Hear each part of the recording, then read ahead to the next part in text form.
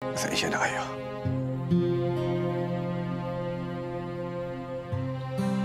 Naiiwan ako dito. Tatapusin ko ang laban.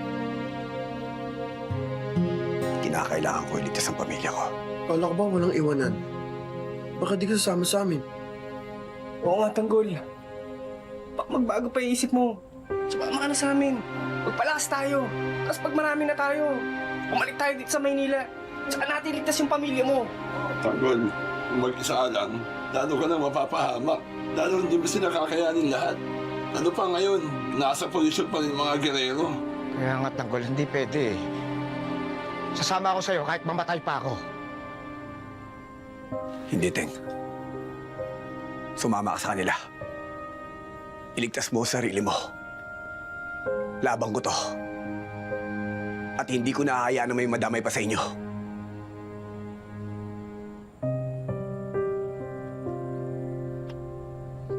Huwag kayong mag-alala. Kami na muna bahala kay Tanggol habang nandito siya.